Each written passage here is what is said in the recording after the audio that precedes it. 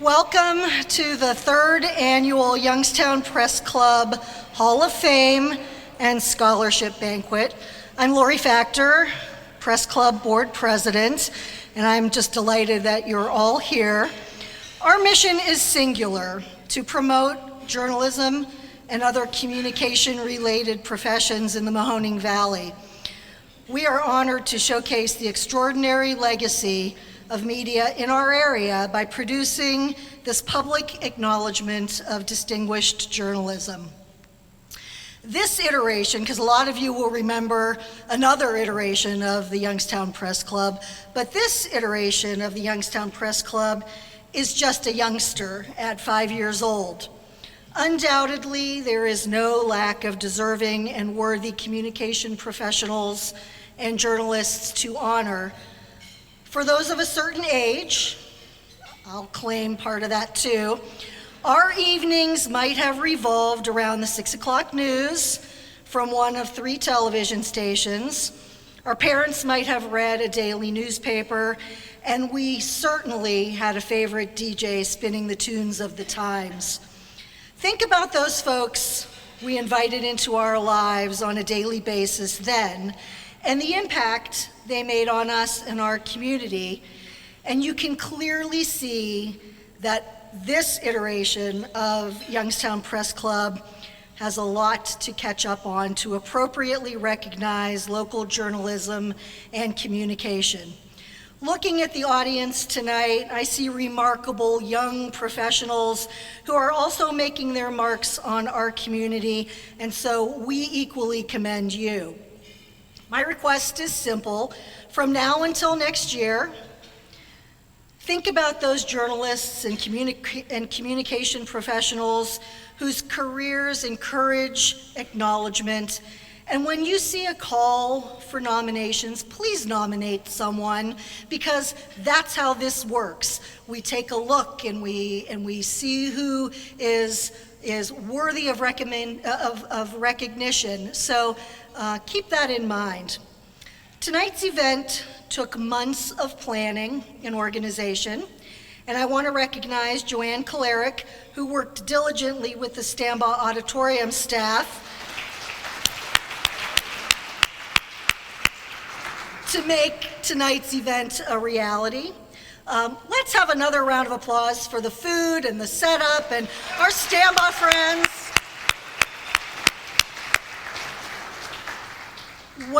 When the press club started, Stambaugh was our go-to. They helped us, they gave us a break here and there, and so we're really honored and proud to call this our home for our larger events. In addition, Press Club Executive Director Diane Laney Fitzpatrick quite simply makes things better by her attention to detail, outstanding ideas, incredible communication skills. We are the better for both of those ladies' involvement with our club. Please, both of you, stand up. Let's recognize. Tonight's all about that.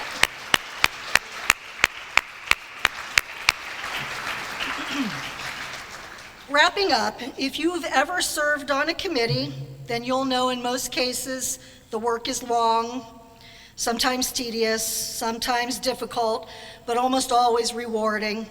The Awards and Scholarship Committee, Joanne Stock, Ralph Zerbonia, Brenda Leonard, Ernie Brown, and Chris Serenelli deserve our thanks for their selection of both our Hall of Fame recipients and our scholarship winners. Their work deserves accolades, so please stand, all of you, and be recognized.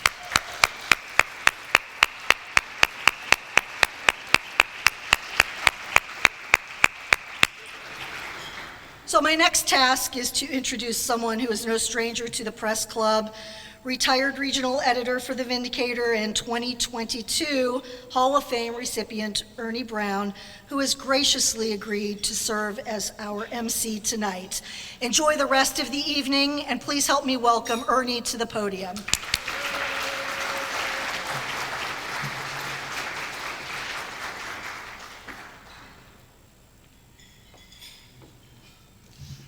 Thank you, Lori, and good evening, and welcome again to this third annual Hall of Fame induction ceremony, and of course, for the first time, we'll be honoring young people with scholarships.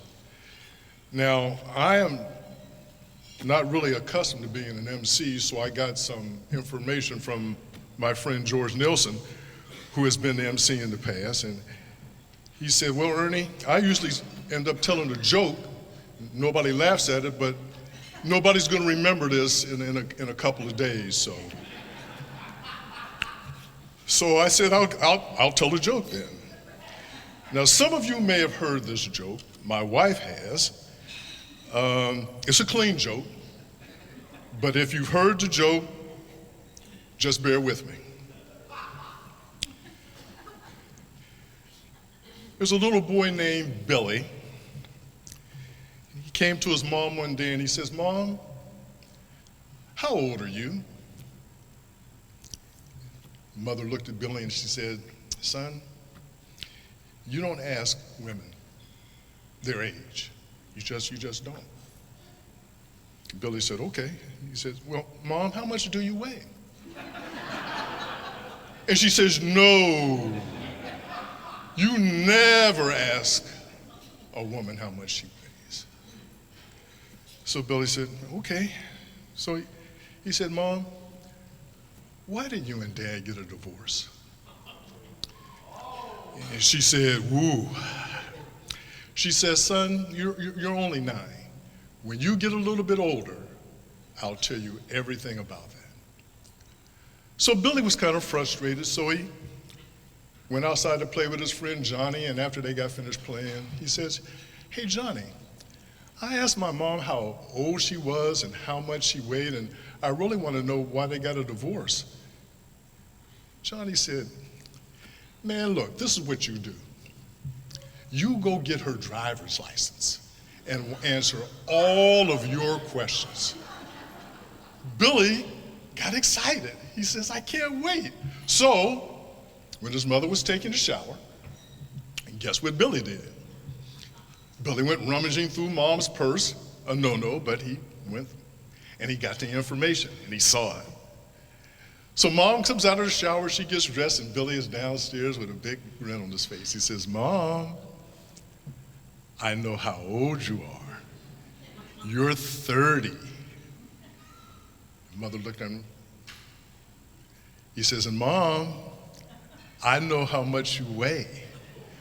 You weigh 132 pounds. And Mom, I know why you and Dad got a divorce. You got an F in sex.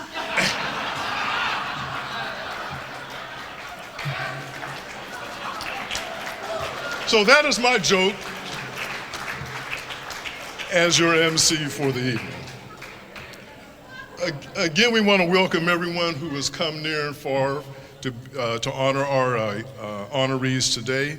We've had people who've traveled from Florida, from Massachusetts, the Queen City of Cincinnati, Florida again, Illinois. Just thank you for coming on out to support our honorees this evening. I want to recognize, of course, the media outlets that are here today: WFMJ, the Business Journal, WKBN, the Review newspapers, the Tribune Chronicle and the Vindicator, the Jam Bar, and the Catholic Echo.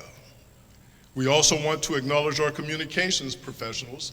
We want to recognize Pecchia Communications. My friend Dan Pecchia is here with us this evening. Marquee Creatives, Youngstown State University's Anderson Program in Journalism, and the Mahoning Valley Regional Chamber of Commerce. We want to thank you for your support of this organization and for the Press Club. We will now move to the scholarship portion of our program. And being on the scholarship committee, it was tough. There were some excellent candidates who came forward. And again, just wanted to give you a little bit of background about our scholarships. There was a poll put out through the Press Club members as to what they wanted to see their club be about. Education was one, and one of the things that they really put out for the membership is that they wanted to establish a scholarship.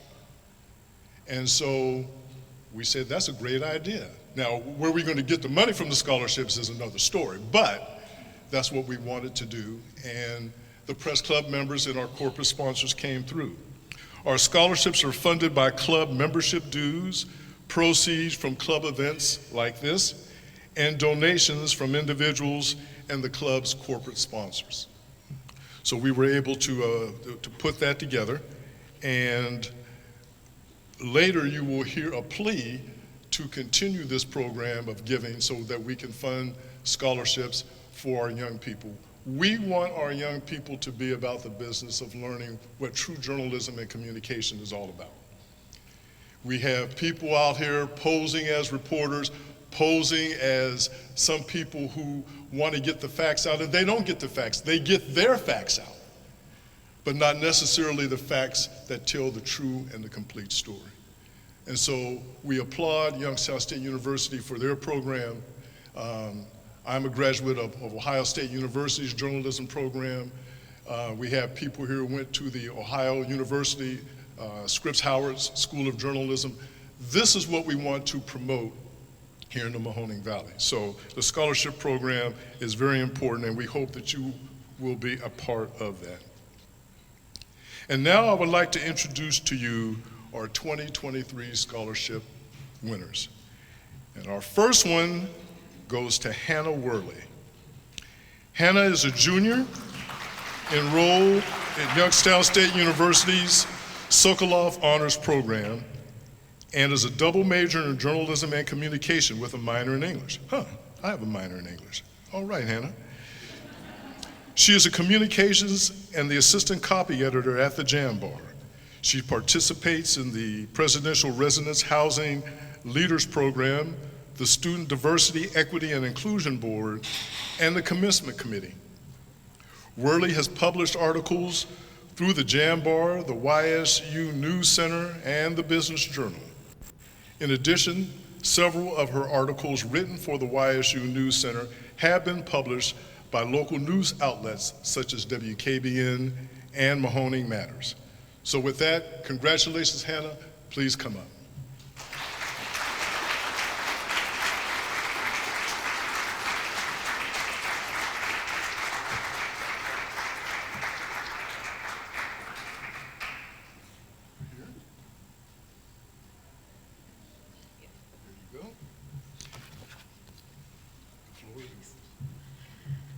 Hello. I'd like to start off by thanking the Press Club and all of its members for this amazing opportunity. I'm so grateful to everyone who worked and donated to this scholarship.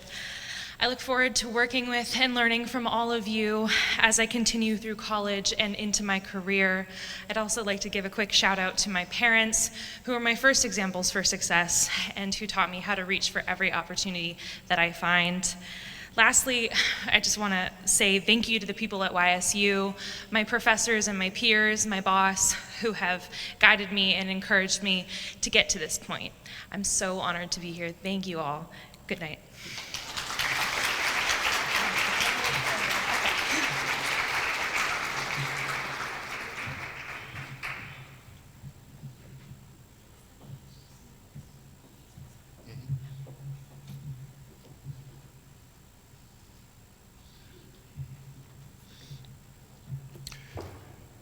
Thank you, Hannah, and again, congratulations. This initial scholarship award is for $2,000, so $2,000 scholarship went to Hannah, and our next scholarship winner unfortunately couldn't be with us tonight, but her name is Gianna Effanite, and she is a junior at Pennsylvania State University in Shenango, where she has been on the dean's list since the fall of 2020. She is studying corporate communications, and she has an abiding interest in golf, saying she enjoys promoting the game and that her goal is to work in the golf industry. Since May 2018, Gianna has been a golf shop assistant at the Tam O'Shanter Golf Course in Hermitage. I played there, some of you have played there, where she organizes new product displays, trains new coworkers, and participates in promotional videos. Now, the reason that Gianna is not here tonight, get ready for it, she's at a golf tournament. But we also want to congratulate her, and she will also receive a $2,000 scholarship on behalf of the Press Club. So congratulations to Gianna. Next up will be Adam Earnhardt, and he is going to come up and talk to you a little bit more about the scholarships. So thank you.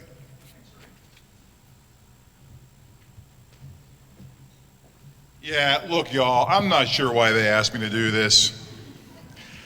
I'm guessing it's because I'm 6'8" and bald with a loud voice and hard to ignore. So that's my guess. Otherwise, I don't know why people all of a sudden think I'm really good at asking people for money. Any of you have ever been involved with youth sports, you know that also involves asking people for money.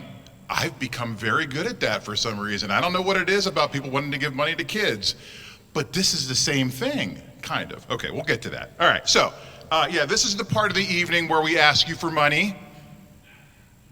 Oh, did you see? Everybody's like, oh. As soon as I said, they're like, oh, donations, okay. All right. In fact, my script here says, wait, Diane, you're gonna love this, because I'm actually gonna read this. Adam gives an impassioned call to donate to this, our first year of awarding scholarships. Impassioned. How's that? Good? All right. Thank you. Thank you. Thank you.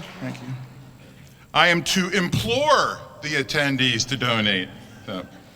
But this is what it is. This is the call for the cause. And look, journalism and media and communication education are near and dear to my heart.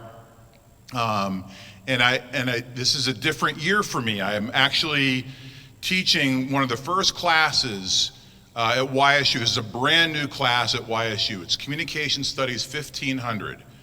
And it's journalism, media, and communication students. This is the first time we've ever done this. And I get to see all these fresh faces, these freshmen in my class, eager to learn about this field, or the fields that they're interested in. I'm already starting to invite some of you, I've talked to some of you already tonight, to come to that class, to meet these students, to talk to them about your role in the industry, and what you're doing with the degree that you earned, right? That's why this is so important. And $2,000, wow. Like I could, especially when you got a dad like that who's in the banking industry, I mean, he knows how to leverage that $2,000, right? So, right, I mean, that money goes a long, long way, especially whenever you're looking at very affordable universities like Youngstown State, Penn State, Shenango. I mean, these are very affordable schools. That money goes a long way. That's why this call for the cause is so important. Look, I don't know if you know this or not, but our industries are really not dying. They're evolving. And all you have to do is look at the number of students that are coming to our programs, that are interested in our programs, to know that. The National Center for Education Statistics shows that our journalism and communication and media degrees are actually up 9% over 10 years. That wasn't supposed to happen. We were supposed to die and wither on the vine. Instead, we're growing every day. So that's why this scholarship is so important. So if you look on your table, you're gonna see this card. It says donate to the Youngstown Press Club Scholarship Fund. This is also on the last page, page 7, the inside back page of your program. We have more information on there, as well as a fancy QR code. By the way, I thought this was funny. It's also back at the bar, right? Can you hold that sign up back there at the bar? Yeah, thank you. Right there, there's a QR code on it too, I think. So, of course, if we're gonna ask you for money, we're gonna ask you for money at the bar. So we have lots of these opportunities for you to give. We've got different levels for you to give at. And again, you can, whatever you have to give. So, so we have many more students who need money, and so we're hoping to do this again next year, but every penny we raise, that's where that's going to go. It's going to go into these scholarships. So, again, the donation cards are around. If you fill out the donation cards, Diane, Lori, Joanne, they'll be kind of roaming the floor. Where are you? Are you guys out there somewhere? Yeah. They can roam the floor and collect them from you now. Or on your way out, you can stop at the registration table and actually pay your pledge right there if you want to with cash, check, or credit card. Mary Beth and I tonight are going to kind of kick us off here. So we are going to be at the supporter level. Okay, I don't know if you know this or not, but we got a whopping 2% raise at YSU this year. We're going to put our money to work. Actually, we're going to give some of that right back to the students. So, so we'll kick us off. And if you want to, you can raise your hand and you can say, I'll give whatever, and if I can see you, I'll call on you. Yes, Joanne. You're okay. Lori's in for 50. Thank you, Mr. Rural. What? 500. All right. Thank you very much. We got people who are going to walk around here. Joanne, you're walking around. Who else? Where's Diane? Is Diane out there somewhere? Oh, hey, Diane. Here, come get my check. Get mine. I'm not really sure how this is supposed to work. This is the first time I've ever done this. So. We went over this. I know we did. I know. Wait, we went over it, and it's probably in my script too, right? It is. All right. Okay, so if you want to announce, like, just say what you want to give. Like Lori just said, what would you say? 50? 50. Okay, Lori's in for 50. Anybody else? Just put your hand up and tell us what you're in for. Back in the back here. $50 in the back here. Thank you so much. Okay, 50 up here at the front. Yes? 100 up here at the front. Thank you very much. We're already, so that puts us close to 1,000 already. I should have been adding this up. Yes, right here, Dennis. Another C note. All right, we'll take it. Thank you very much. Thank you, Dennis. Yes, right here. 50. Thank you so much. Yes, right here. 50. Thank you. Excellent. This is going a lot easier than I thought it was. Thanks a lot. Anybody else? Yes. 50. All right. Thank you so much. Yeah, in the back. Dennis. Or, I'm sorry, Dan. Dan. I'm blind a little bit. Dan. $250. $250. Thanks, Dan. Appreciate it. Pecchia? Anybody else? Yes, in the back. 50. Thank you so much. 50-50.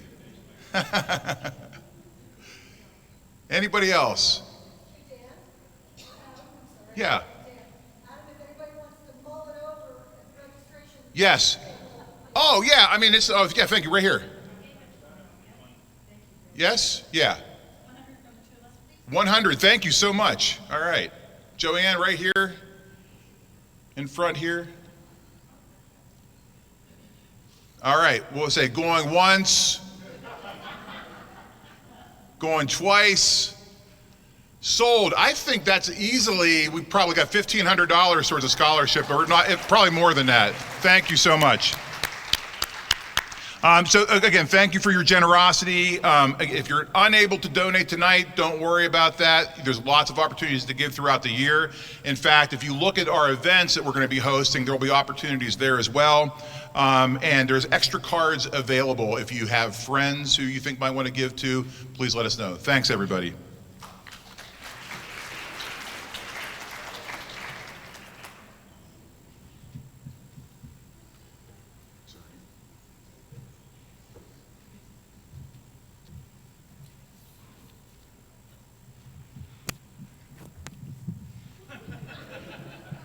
Yeah, I'm not 6'8", so.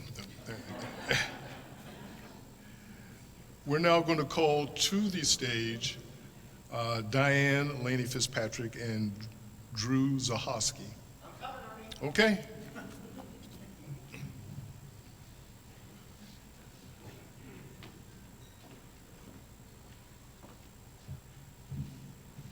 You got it, Drew? I might need help up the stairs.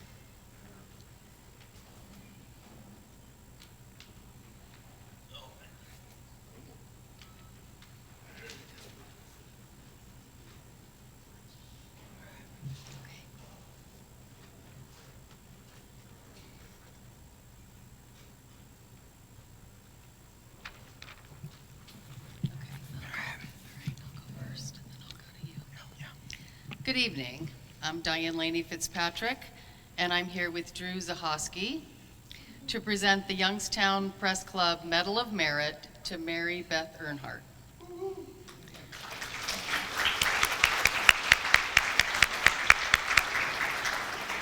You may not realize it, but the reason we're all here tonight is because of Mary Beth.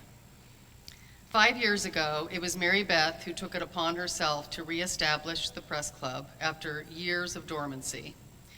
She solicited support from YSU and from other local news organizations. She filed for nonprofit status, did all the legal and financial work. She researched other press clubs from across the country on how they operated, and she wrote our bylaws. All of her work in those early days provided solid groundwork to keep our club going, growing, and thriving, even through the pandemic lockdown, which proved fatal for some other organizations.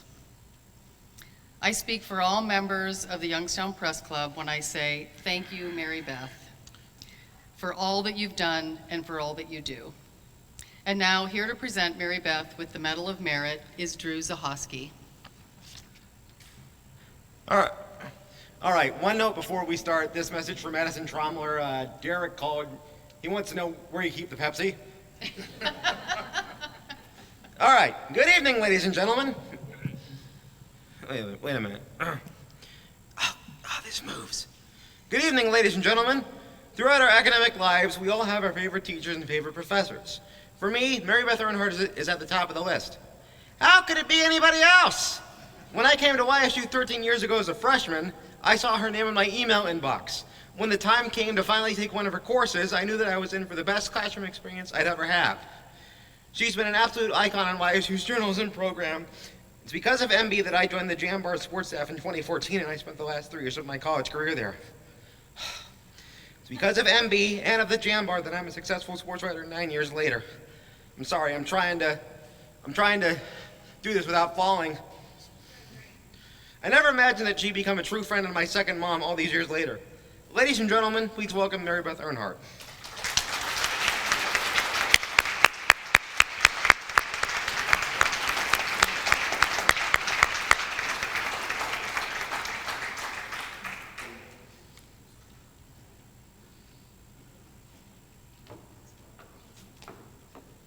Here you are. Wait a minute. Get a picture of you. Yeah. There we go.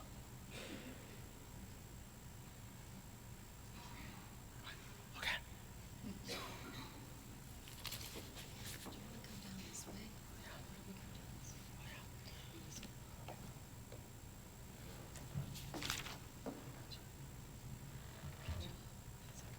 Thank you, Drew. That was really kind. The last time I made you cry, I think I was giving you criticism on one of your assignments. Yeah. I'm glad to see you remember that, too. Thank you, everyone, for coming out tonight to honor our talented local journalist. Yeah, I got to read. I can't wing it. I'm truly humbled to be part of tonight's festivities. Thank you to the Press Club for thinking of me and for the work that they do to honor and support journalism in the Mahoning Valley. Youngstown and Warren are great news towns. The stories of the Mahoning Valley have always been recognized as being stories that represent the American experience. There's something to be said about living and working in a place that's never boring, and Youngstown is certainly never boring. But it also brings challenges that require a steady hand on the wheel and people who aren't afraid to speak truth to power. In my role as a journalism professor and student newspaper advisor, And when I say that, I have a little note to shout out to the Jam Bar, all the Jam Bar kids, old and new. Some of you are older than me, but like, Jamily forever. Anyway, as a journalism professor, I like to quote Theodore Roosevelt when I explain the work journalists do. He said, "It is not the critic who counts, not the man who points out how the strong man stumbles or where the doer of deeds could have done better.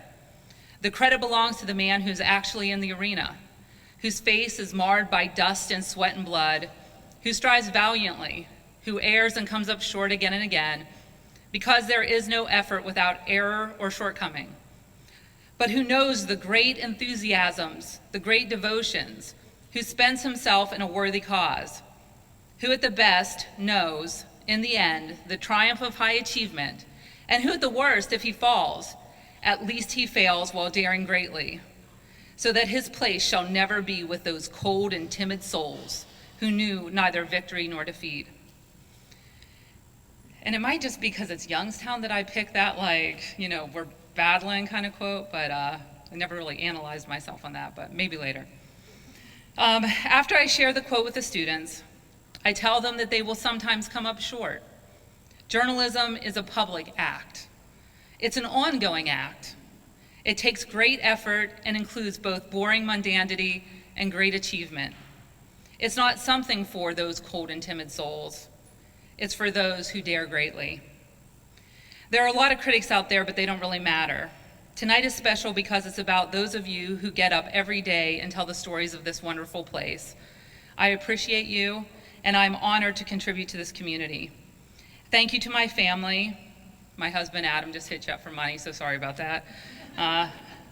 My YSU colleagues who are sitting there with Adam tonight, my dean and my colleagues from both the Jam Bar and the department, my YSU students, y'all met Hannah, she's great, and my broader YSU journalism community, and again, to the Press Club, thank you very much for this honor.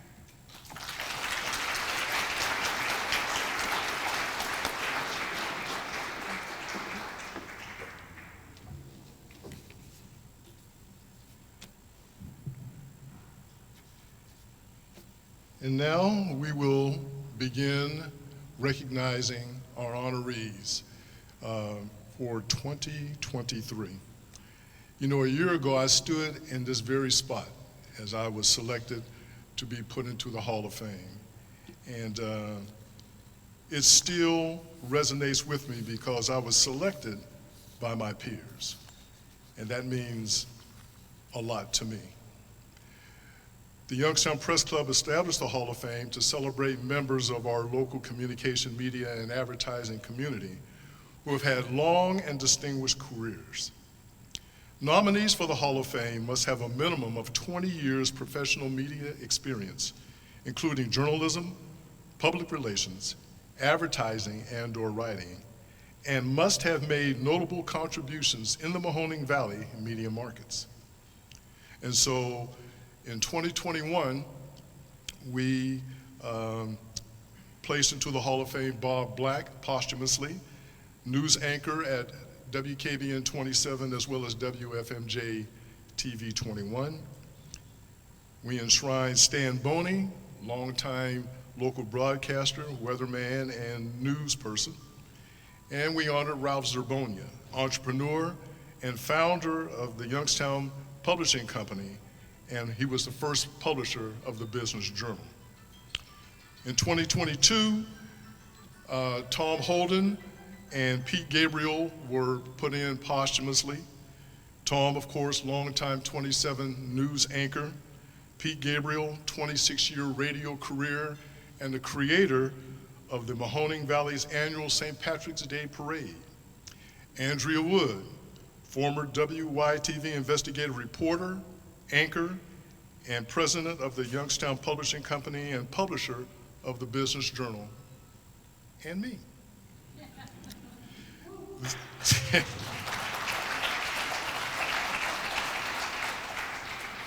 This year, we are putting in 4 additional people, and we will start off with Emily. Get ready. And your presenter will be Karen Kastner.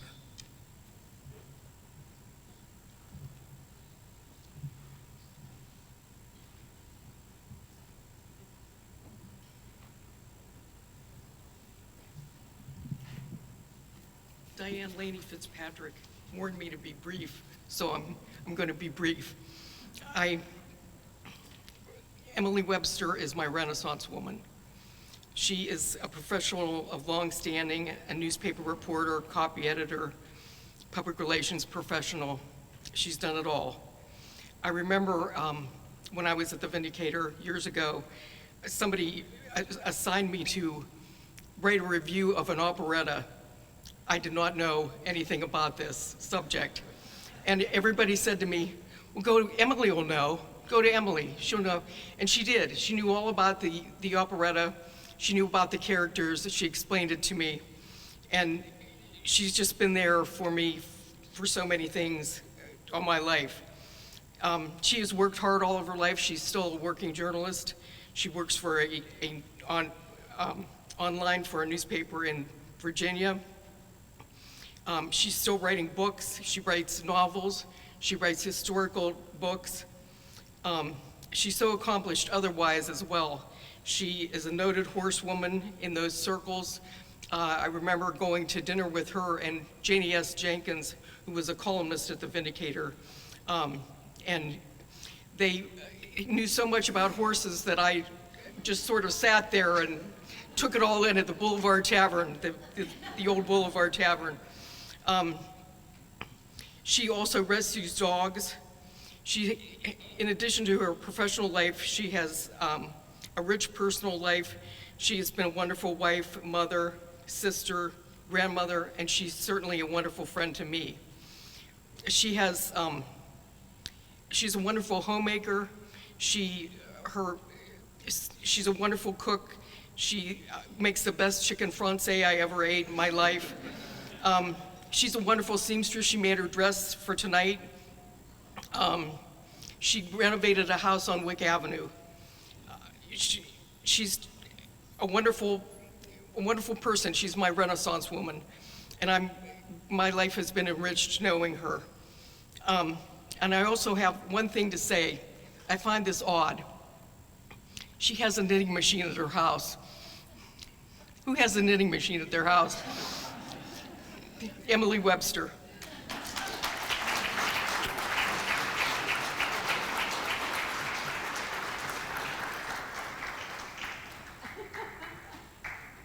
Careful then.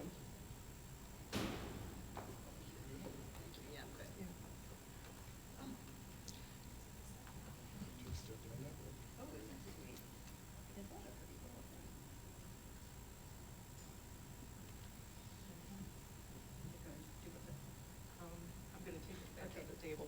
Okay.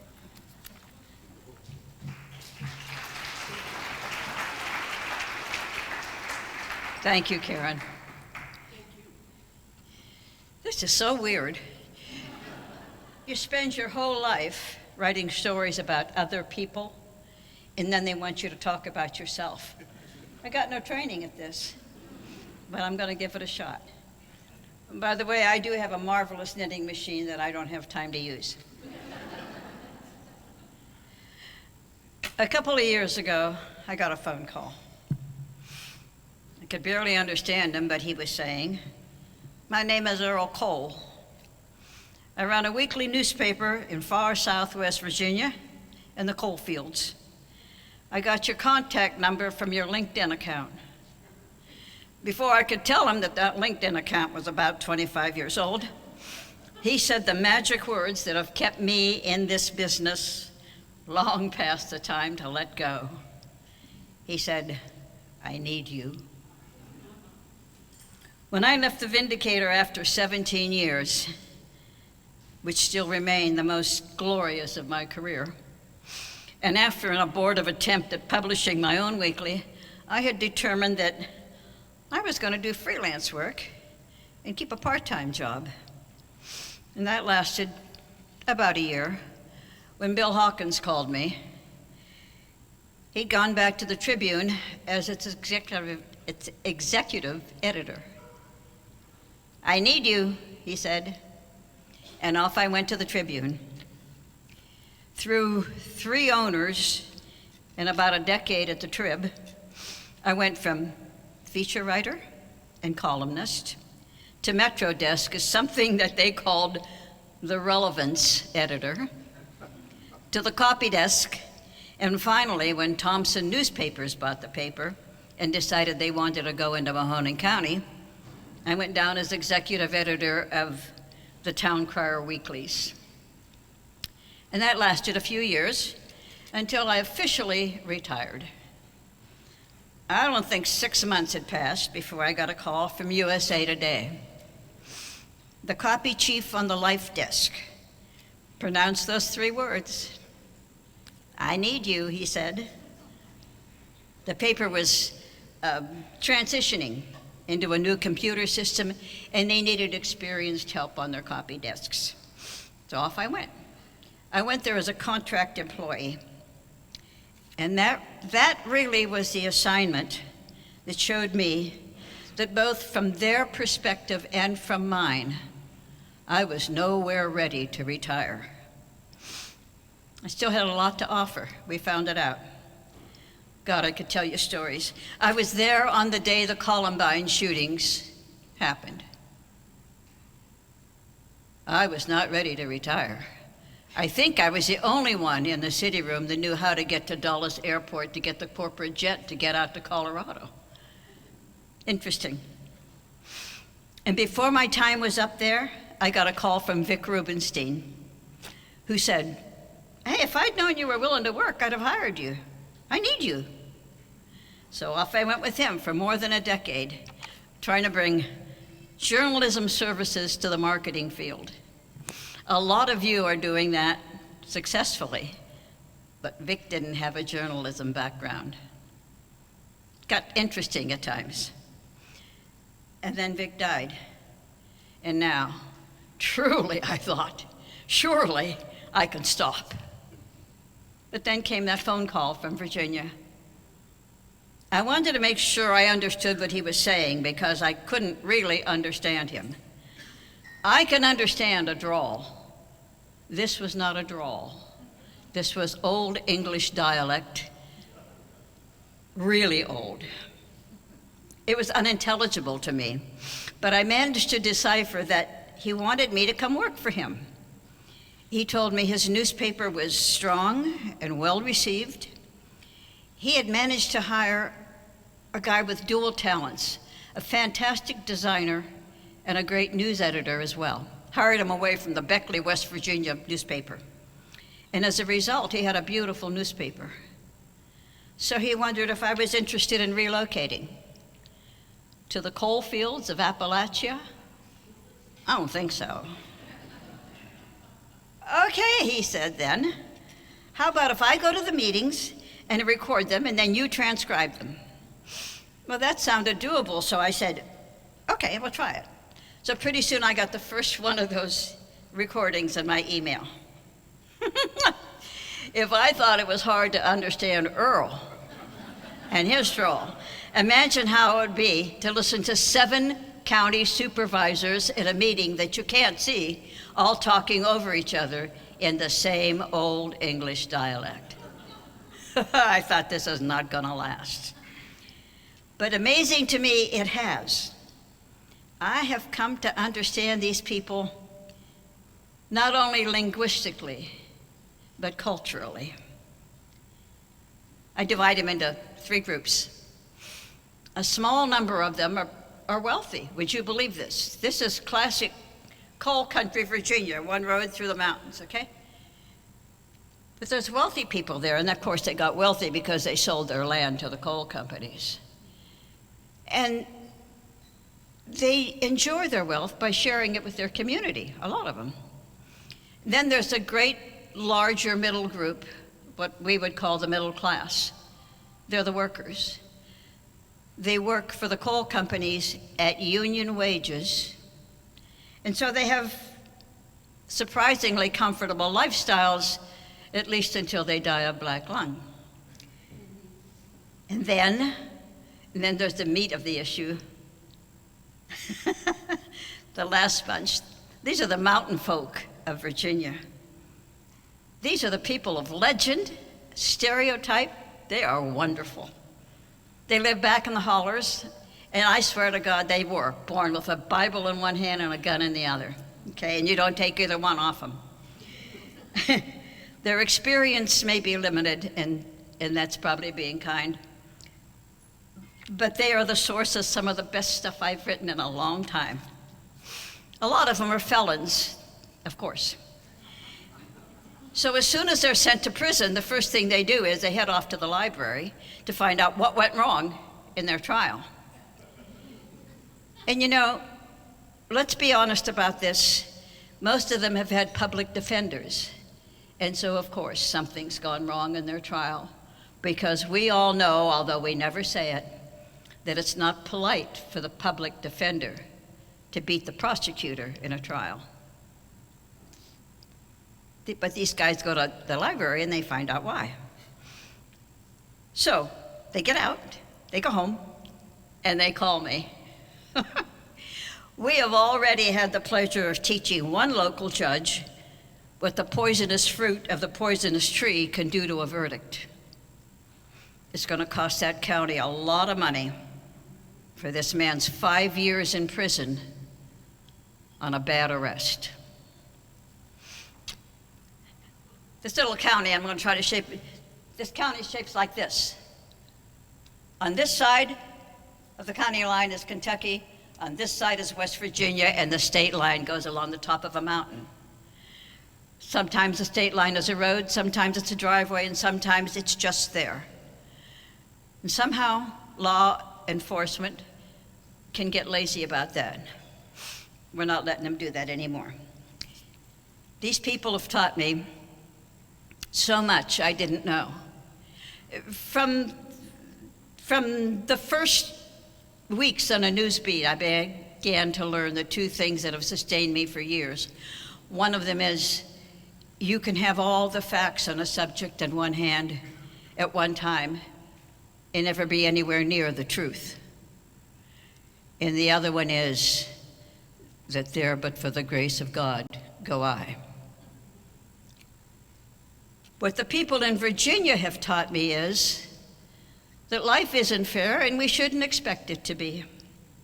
They live through floods and violent death and drug abuse, and they calmly let God sort out the reason. They are unfailingly polite to each other and to me. If you've ever attended a city council meeting in Warren, Youngstown, Sharon, Newcastle, you know how strange it is to hear somebody say, "Are you with us, Mrs. Love?" Whoa. And they're fond of saying, "Well, what do I know? I'm just a dumb hillbilly." And so I say to them, wait a minute. You may call yourself a hillbilly. There's nothing wrong with being a hillbilly. We're all something. But there's nothing dumb about you. And I'm here to tell you, I'm not lying. If you read what they write, instead of trying to listen to them say it, you see the wisdom and the intelligence in their thinking. You know, it's no wonder that some of our finest writers are from the South. I'm learning so much. But the point of all this rant is those three little words. Those are the words I'm here to give you. I need you. We need you. What you do and what you know and what you tell us is essential to the working of our republic. Shed light and the people will find their own way. Scripps Howard said that when they bought their first newspaper in the Cleveland Penny Press in 1898, and they spread across the nation with newspapers. They diversified into TV and digital and syndicates. Shed light and the people will find their own way. It's kind of interesting to note that Scripps Howard hasn't owned a newspaper since 2015. The Washington Post says, democracy dies in darkness. You got to admit it, folks. The darkness is descending. It's inevitable. Newspapers are an anachronism, and yet they remain the most legitimate form of complete and timely information dispersal in our hands. They cost too much to produce, they take too long to get into the hands of their audience, and the audience has become increasingly impatient. No, I want to hear it now. I want to hear it now. In my day on newspapers, they went to TV to hear headlines instead of news stories. Now TV is going to suffer because they've gone to the internet to hear so-called in-depth stories brought to you immediately by citizen journalists. God save me. But as long as you can, wherever you can, as much as you can, know that we need you. Thank you for all you do. Thank you for this honor tonight, which I want to accept in the name of all those who would be and should be standing here today but didn't make it this far. Jimmy Brown, Kate Cannon, Paul Jagnow, Tim Yovich, Chris Bobby, Janie Jenkins, Richard Ellers, Scotty Mellon, Larry Quinn, oh, so many, many others. For them, for me, I thank you.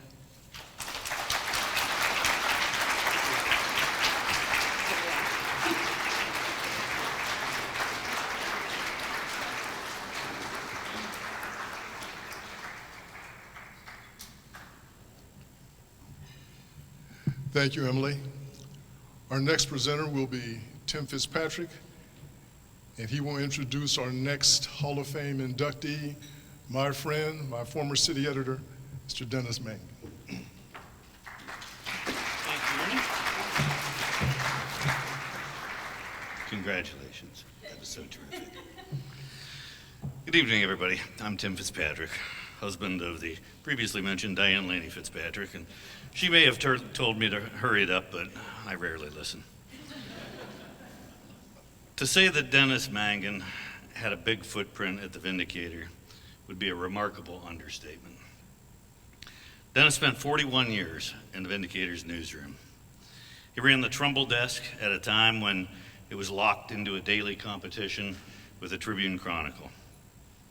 He was assistant city editor, in fact, the first assistant city editor I ever worked for. Then he moved up to city editor. Finally, he ran the editorial page, one of the most important roles in the newsroom. And in that capacity, he reported directly to the publisher. So yes, it's safe to say that Dennis Mangan had a meaningful impact at the Vindicator. But his influence went much, much further than that.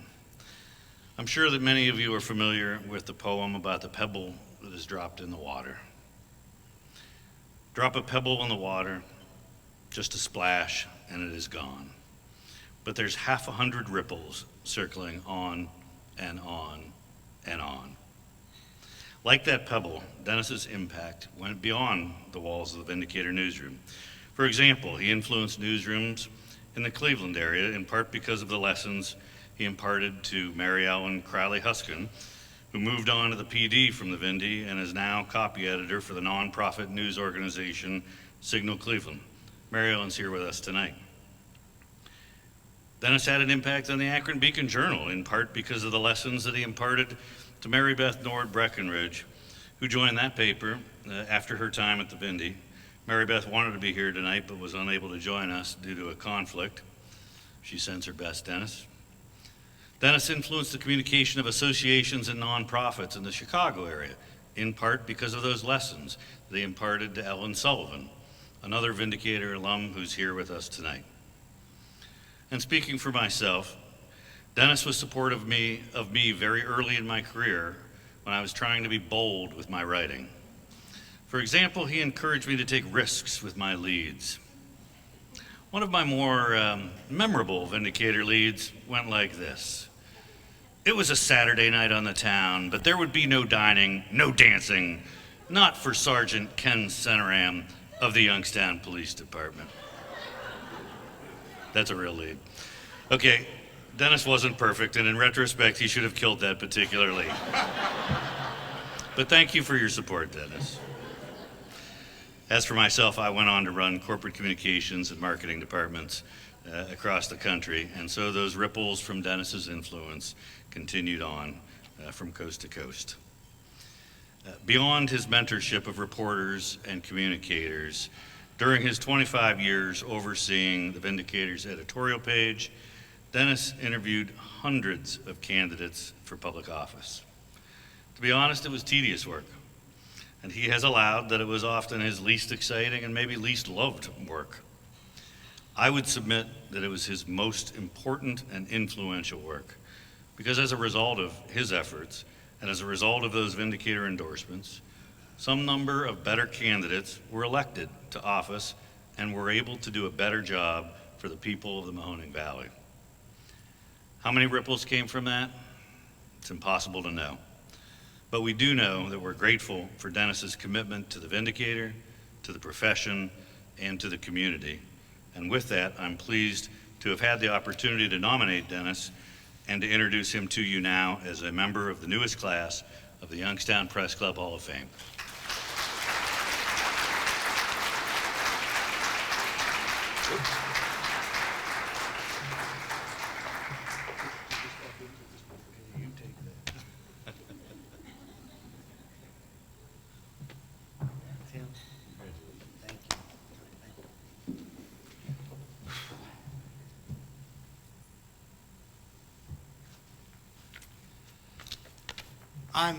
I'm really blown away. That introduction, the people I see here who've come, distance for this, I really appreciate it. The mention of the jam bar, by the way, I think I'm the dean. I did my jam bar years in 67, 68. And anybody out there want to beat me? Okay. And as my wife has warned me, can you hear me in the back? All right. Looking out, I see some of the people who made it possible for me to be here tonight. And I had a rule, never be afraid to hire somebody smarter than you. I didn't hire all the Vindy alumni here, but they all had something in common. They were smart enough to do almost anything, and they chose journalism, and for at least a part of their careers, they chose the Vindicator. When it came to attracting talent, the Vindicator punched way above its weight. As I look out, there's Mark and Lisa Niket, Mary Ellen Crowley, some of these people already mentioned, Ellen Sullivan, Ernie Brown, Patricia Kelvin, Tim and Diane Fitzpatrick. If you haven't already, by the way, check out Tim's Facebook page on the men and women who made the Vindicator what it was.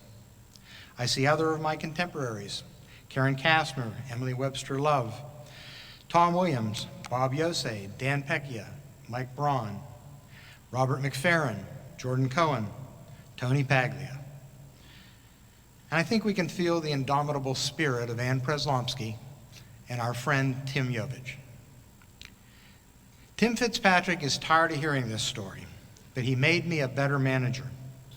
As assistant city editor, I went over the assignments with the two night reporters each day. One day there were two assignments. Neither Tim nor his coworker wanted assignment A. They both wanted assignment B. Finally, I flipped a coin. Tim was genuinely pissed. As soon as I turned away, I knew I made a mistake. Manager's job is to make decisions and earn respect. And you don't do that with a flip of the coin. I made other mistakes over the next 25 years or so, but none was that needlessly stupid. Then there's Jeff Shaban. He's everything the other Vindicator boys and girls were, and then some. When he was an editorial writer, he wrote perhaps the worst headline to ever make it into print for one edition. I'll let him tell you what it was. I think he remembers it. First edition came out, and someone from the copy desk asked me, "What the hell are you thinking?" I don't know how Bertram and I missed proofreading that headline. We should have. But I called the composer room and I told them we have to make a fix before the next edition. I sent a new headline out, and the process was required that I go to the composer room, see it pasted into the page, and I headed across the newsroom toward the composer room with Jeff following. I was not happy. About 2/3 of the way across the newsroom, I heard a sound and I noticed that people were looking at us. Now I'm not happy. I hear the sound and I turn, and there is Jeff behind me, step by step, going, "Wait, wait."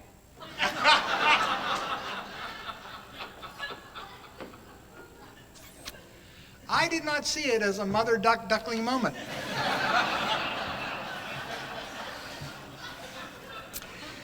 But we see things through different lenses, don't we? There's something else about Jeff. In the 1990s and into the early 2000s, Jeff, Patricia Kelvin, Bert D'Souza, and I, this is bragging, won more Associated Press Ohio awards for editorial writing than any other paper in the state. And we were competing as the smallest of the Big Seven against the Plain Dealer, the Dispatch, the Cincinnati Enquirer, Dayton Daily News, Toledo Blade, and Akron Beacon Journal.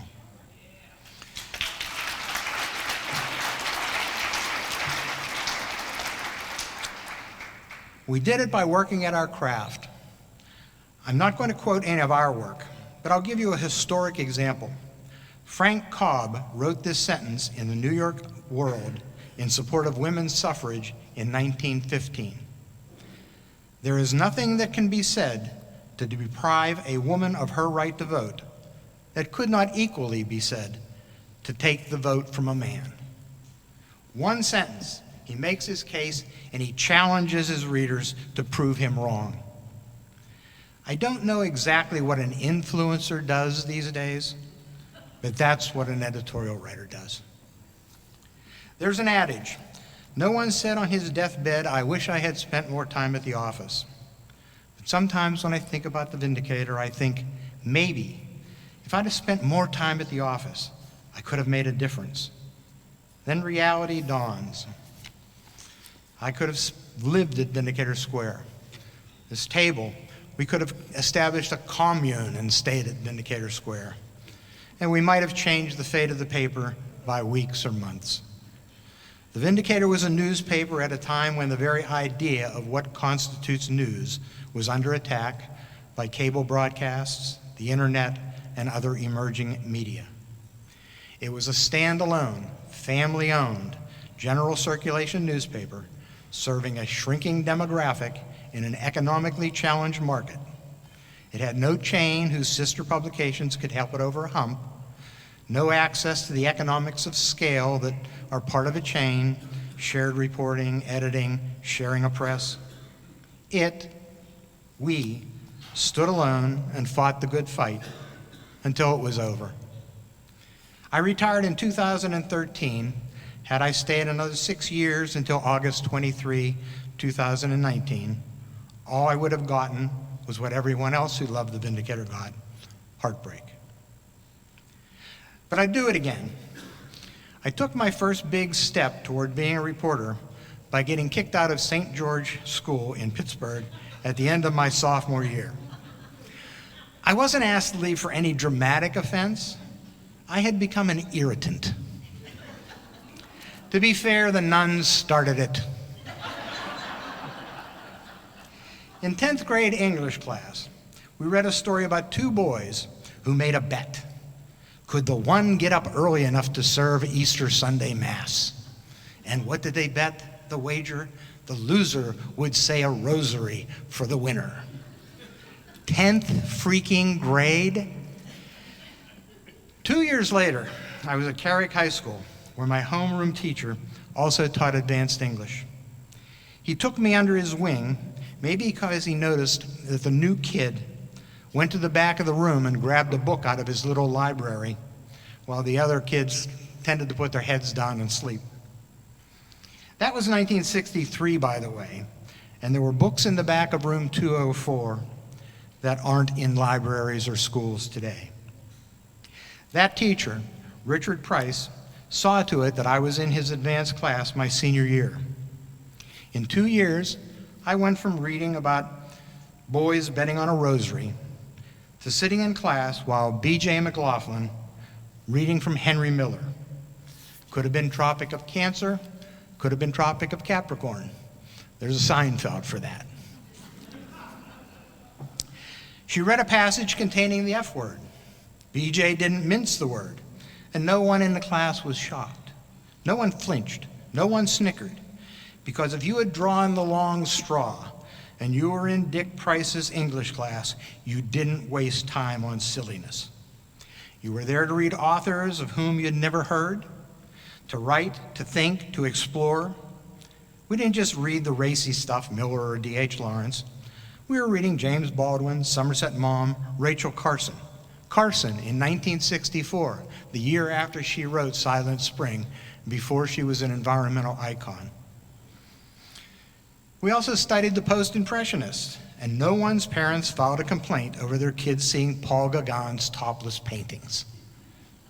We were learning, as Hamlet told us, there are more things in heaven and earth, Horatio, than are dreamt of in your philosophy.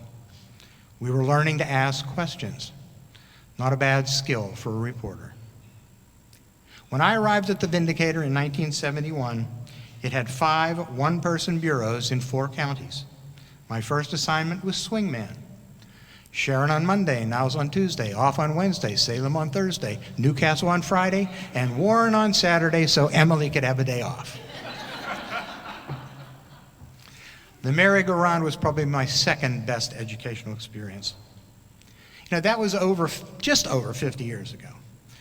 But at the time, how a newspaper was produced hadn't changed much since the installation of half-tone photographs, linotype machines, and web rotary presses in the 1880s. Every line of type, every line of type came out on a slug like this. And all of these slugs were put into a form to create the page. And then a asbestos paper was put over that, running, and then it was put into a form, and you pumped in more lead, and you made this heavy plate that went on a press. Then you threw all this away and started over again for every page in the paper. By the time I retired, pages were built on computer screens, and with the touch of one button, a lightweight plate that could be bolted directly on the press came out of a machine. It was revolutionary, and yet it wasn't enough, because while our technology was evolving, other methods of delivering news and opinion were being born. We still receive a printed newspaper. Neither of my sons does, not even that one. Came from Boston, but doesn't buy a damn newspaper. I've had to explain to incredulous grandchildren what I did for a living.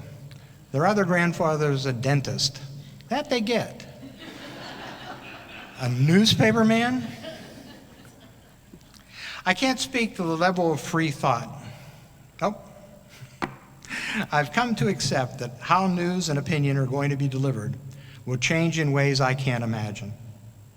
As much as I mourn the loss of the Vindicator and thousands of other daily newspapers, I now worry less about the medium, more about the message. I can't speak to the level of free thought that is tolerated in Pittsburgh today or in public schools in the Mahoning Valley. But there are ugly and frightening signs of an emerging strain of 21st century know-nothingism abroad in the United States. Consider the Missouri School District that had to evaluate every book in its library to see if they met new state censorship rules. It was an impossible task, so the district used artificial intelligence to scan the books, and AI told them what books were legal, what books were readable. In Florida, a few months ago, the principal of a private school lost her job because she allowed students to see Michelangelo's David. One parent complained it was pornographic. Under the Parental Rights Act in education, some Florida schools will no longer read intact Shakespeare plays. They'll read excerpts so as to avoid the raunchy parts. The growing trend to stifle discussion of anything some people find discomforting is a clear and present danger. Movements, often financed by dark money and special interests, take on lives of their own. Before you know it, something that could never happen here happened. And people like you and me, who see our duty as telling truth to power, are rendered powerless. On that happy note, I thank you for your indulgence.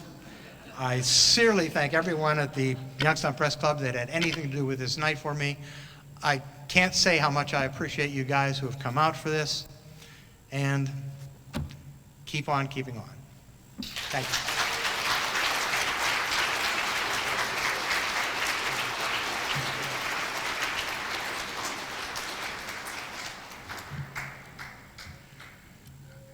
In 2021, the Press Club selected the Vindicator for their Freedom of the Press Award. And the keynote speaker who accepted that on behalf of the paper was Dennis Mankin. Just wanted to add that footnote.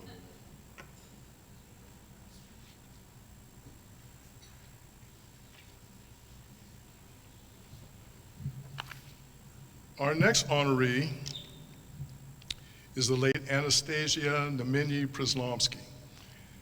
Now, a couple of things about Ann that you need to know. Ann suffered no fools. She took no mess from anyone at any time. I had the pleasure of being hired by Ann Przlomski in 1976, along with my good friend Bob Yosei. We started on the same day in September 1976.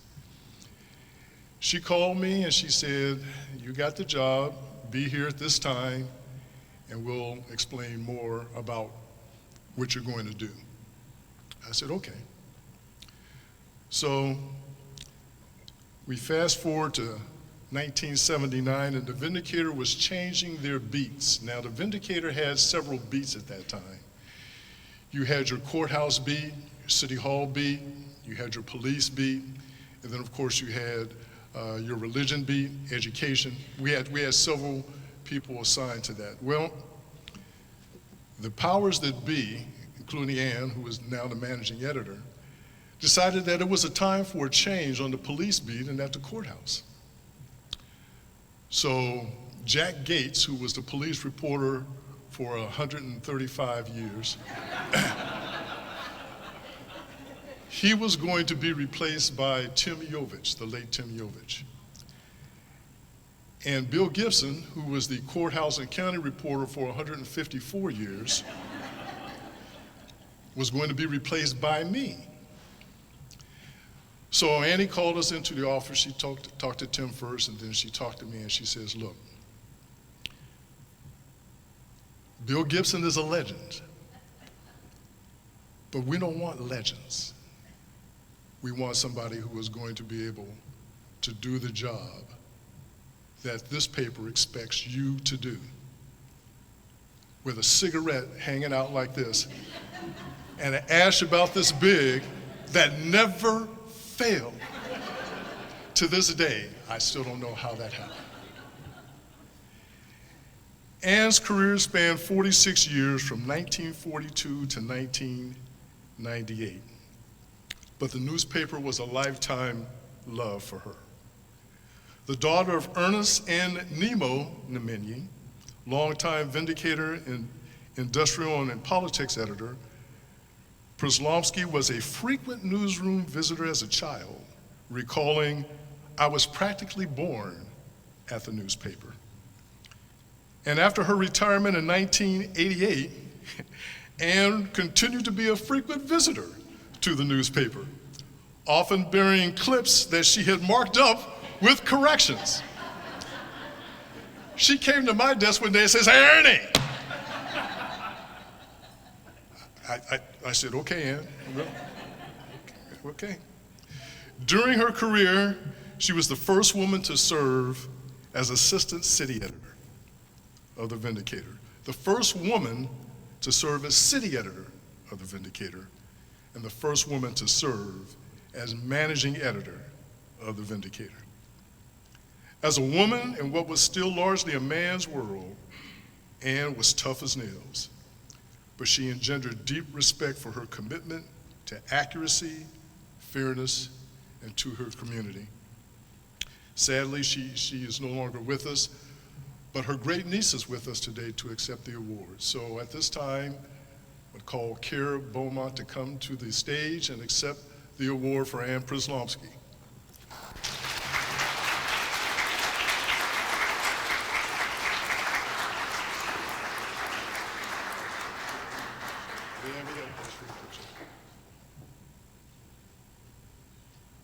Thank you very much. Good evening. My name is Kara Beaumont. I'm the great niece of Annie Przyslomski. I'm a Champion, Ohio native, and I'm here tonight with my husband Mark, who's from Cortland, and my mom Linda Norton. And we currently live in Cincinnati, but I'm very honored to be here back in Northeast Ohio, the place that I call my hometown. Thank you, Ernie, for your wonderful remarks. It's just been really great learning more about Ann's career and impact, the personal memories of her that are held by so many in this room tonight. So thank you all for sharing those stories with us.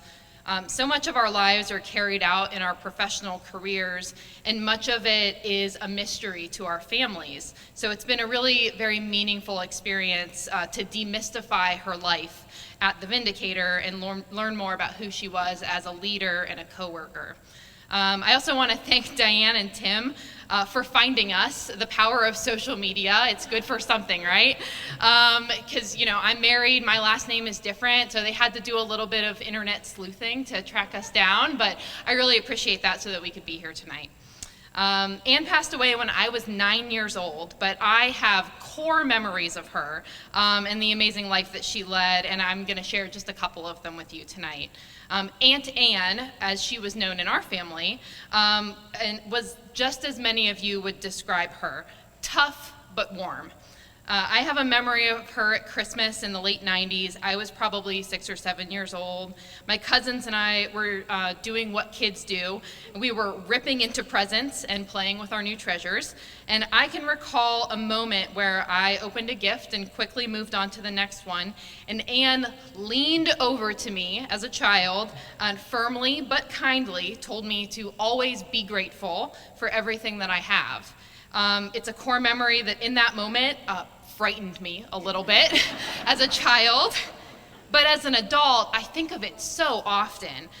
Those simple words, be grateful, I think about that every single Christmas and in a lot of moments in my own life, and it's just imprinted on me from that brief memory. She had a powerful and influential way about her that even me as a young child could recognize, and my mom certainly remembers. So I hope that my own daughter one day has strong women in her life to help pass down the same kinds of lessons.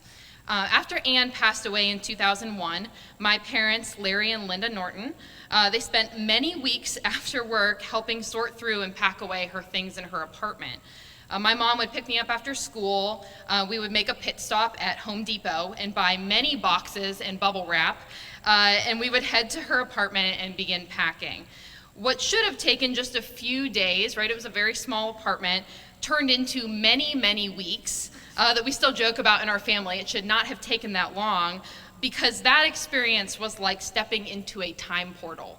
All of the artifacts and memories of a life well lived, it really consumed all of our evenings that early spring. In our packing / procrastinating, my mom actually came across the receipt for her wedding dress, perfectly filed in a little box of receipts. She had purchased it on July 3rd, just a day before her wedding dress. We found pictures of her travels across the world with Ed, little gifts and trinkets from every corner of the globe, ornate rugs, artwork, figurines. I remember thinking to myself, I want to see these places. I want to do these kinds of things with my life. I didn't know much about her career at the time, of course, but I knew one thing.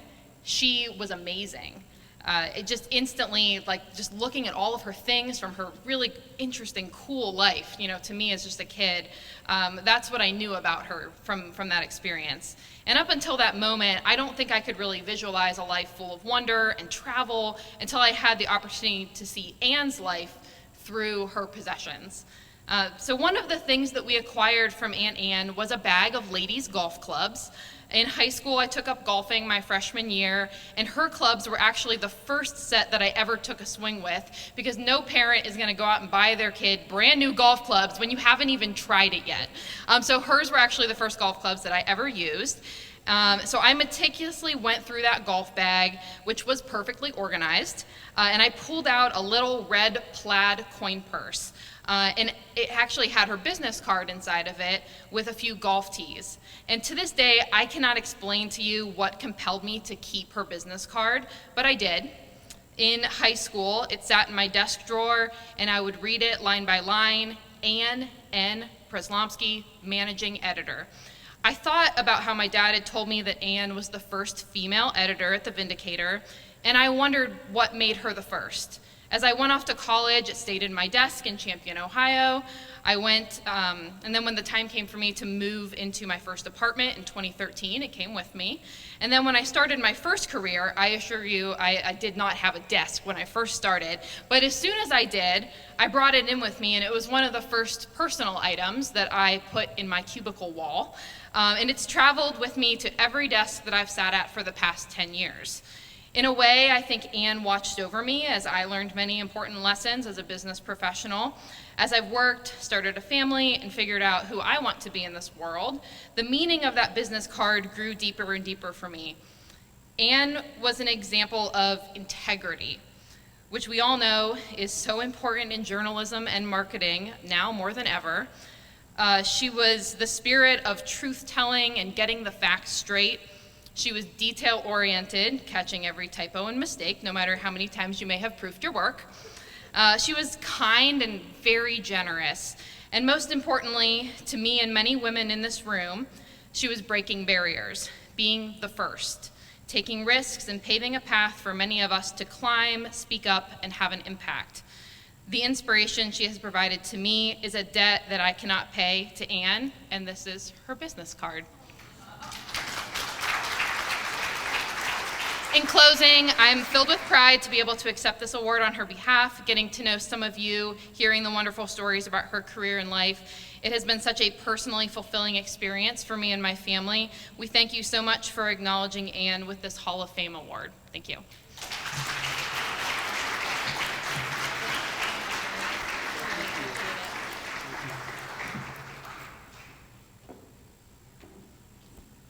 I got to break up my brim for our next guest.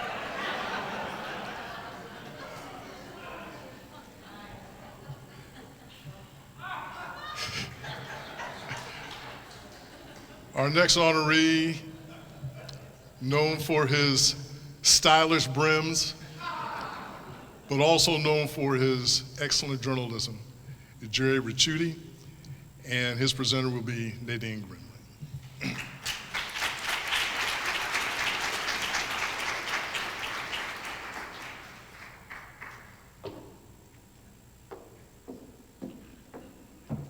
I might need to shorten this microphone. I've had the pleasure of working with Jerry Ricciuti for 5 months, shy of 10 years, and Jerry really needs no introduction at all. His voice has been a staple in the Mahoning Valley for decades, first on radio, then television, where he's been a consistent presence on WYTV and WKBN for more than 30 years. Jerry is known around the newsroom for his impeccable style, signature hat, wide range of vocabulary, and vast knowledge of pretty much every topic. He's a wealth of information for both rookie reporters and veterans like myself who still turn to him whenever there's a question about politics or making court speak and cop talk more conversational. But Jerry's reach in this valley extends beyond his role reporting on the big stories of the day. He's a loving husband to his wife Susie, father to daughters Natalie and Olivia, and I can't leave out his fur baby Sophie either. He's with the band, or should I say, is the voice of the Cardinal Pride Marching Band. In fact, Jerry can be heard not only through the sound system in the stands surrounding Bob Dove Field at Cardinal Stadium during a home game on Friday night, but far beyond. I'd even venture to say his voice carries throughout the city of Canfield. Jerry also serves as a regular lector for Sunday morning Mass at St. Michael Parish. He certainly continues to make his mark on this valley, both in his role as a journalist and who he is as a person. It's my honor to present the Hall of Fame Award to ... Jerry Ricciuti.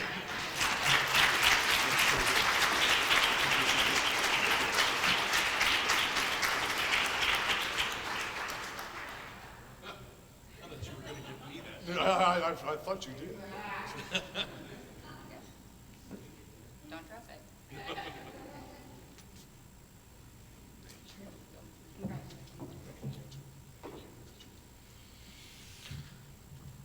Hello, everyone. Thank you so very much for recognizing me this evening. And a very heartfelt thank you to the members of the Youngstown Press Club and the Nominations Committee for selecting me. I've been known to start speeches like this saying something like, as unaccustomed as I am to public speaking, I'll try to muddle through this, but some of you probably have heard that before. I'm honestly still trying to wrap my head around being nominated to the Hall of Fame.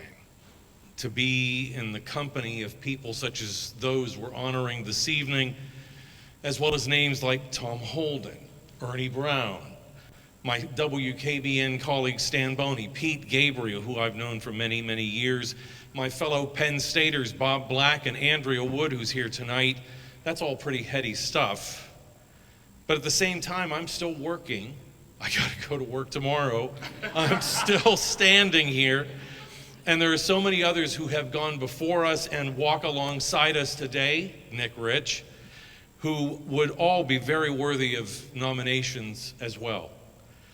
I've got to tell you, it's really very gratifying and humbling to have friends and even strangers come up to me the last several months since word of this came out, congratulating me to be nominated. Some were even thinking this was a National Hall of Fame selection. I had to correct them politely. I even had a friend of me text me after learning about the induction, and he wrote, Hall of Fame. I don't remember attending his funeral. I replied promptly with an image from Monty Python and the Holy Grail saying, I'm not dead yet. In doing this job all these years, and it's more than 40 now if you include radio and television, I never gave a lot of thought to recognition, to awards. I have awards. I've received them over the years. They're sitting on a shelf collecting dust in my basement. For me, this has never been about that. I look at my role as being not about me. I look at this, it's never been about me telling the stories or that they're my stories to tell. It's been about the privilege of getting to tell those stories to those who are watching or listening. I get to hold up the mirror and show others what's happening around us. And after all this time, I still enjoy doing it. I view my role, our role, as informing people, letting those who see the news, read the news, make decisions about how to act or whether or not to hold other folks responsible. Perhaps it was a little bit of fate or karma that I even got into this business. Had I not had the worst LSAT scores on the planet when I took them in college and been turned down by literally every law school I applied to, I might have gone down a different career path. But several of my classmates in a speech communications course at the Pennsylvania State University, not the one over here, several of my classmates told me that I had a good voice, that I ought to do something with that. Soon after, I was working in a local radio station and interning at Channel 21, where I was fatally bitten by the news bug. And literally the rest is history. Tonight, I share this moment with a host of others, and I say thank you to all of them. Those who have taught and mentored me over more than 4 decades, the general managers and the news directors who gave me a chance and then helped steer me ahead. To the colleagues I've been honored to work with all these years, the photographers who literally did all the heavy lifting to get the images that I could write to, because as I've told people, if I had to shoot and edit my own stuff, nobody would watch this stuff. To the managers and the producers who put up with me and tolerate me when I'm not my best, and you've had to deal with that. A number of them have given up generously their Thursday evening to come here and spend time after a long day in the office and out on the street to be with me tonight. I'm not going to name them, but if my WKBN family could please stand so everyone here can recognize you.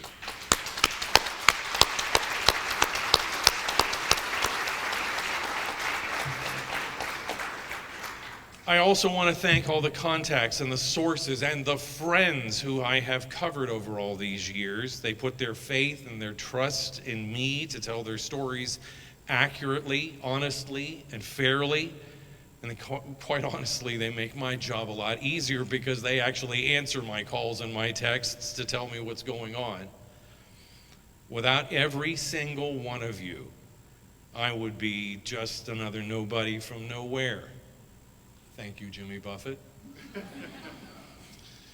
Through all these years, this job has enabled me and my hat to get into a lot of activities, starting early on from judging dress-a-cow contests at the Canfield Fair and Halloween costume contests for my friends with the Green Township Fire Department.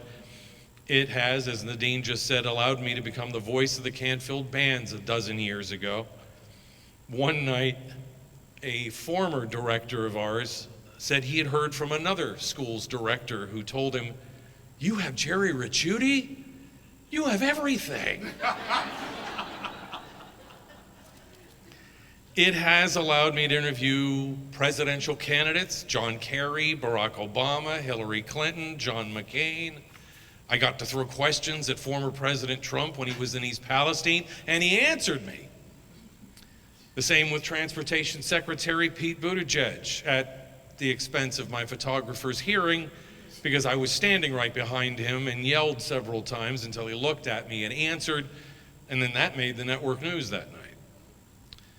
I've been able to sit down with every governor in Ohio since Bob Taft, and to be very honest, having then Governor Ted Strickland walk up to you and say, "Hey Jerry, how are you?"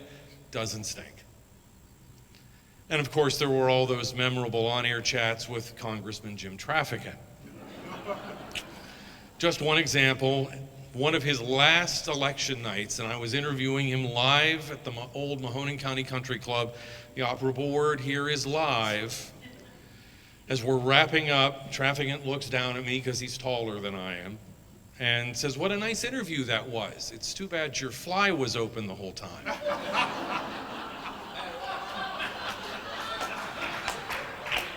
So there I am, live on the air, staring into the camera, thinking to myself, don't look down.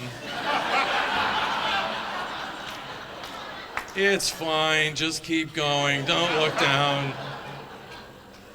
I'm pretty sure the anchors on the set that night were howling because I could hear them in my ear. But there are times as I sit doing this, thinking about stories I haven't done yet. I haven't been able to interview a sitting president. My Jimmy Buffett reference, I've always dreamed of sitting down with him or other entertainers as they came into the area to do interviews. I'll miss that. Sail on, sailor. And of course, my family. My 94-year-old dad, who couldn't be here tonight, but used to have workers in the delivery room at Sharon General Hospital tune the radio to Y103 so he could hear me read the news in the morning, and then tell me later, more recently, that he just saw me at noon on the news doing a live shot. My beautiful daughters, Natalie and Olivia. Olivia is here tonight. Natalie could not. Natalie once yelled at me when she was in grade school because I had no idea what her life was like having me as a father. All of her friends and her teachers did. Livy, who works in the county prosecutor's office, has the enviable task of looking over public information requests. And when she sees one coming from Channel 27, she sighs and says, "That's from my dad." I'm not sure if I got the sighing from her or vice versa, and those of here in the newsroom, if you know, you know. And last but not least, my wife, Susie. She keeps me centered and grounded. She puts up with all the after-hour phone calls and text messages, even sitting here at the table tonight, even on vacations. One memorable Saturday, Susie and I were driving to the Strip District in Pittsburgh, and the sink lights up in the car, and it's Sheriff Jerry Green. And she looks and says, "Really? On a Saturday?" He apologized to her in the car, and I swear to God now, Jerry and his major, Jeff Allen, actually like her more than they like me. And in fact, when I got the call a few weeks ago from Ernie Brown telling me about this, Susie and I were on vacation having breakfast, and the phone lights up, and it's a local number, so I answer it, and she kind of gives me the eye. And then I explained what happened, and she was okay with that. Because this, my friends, is a very big deal. Thank you so much.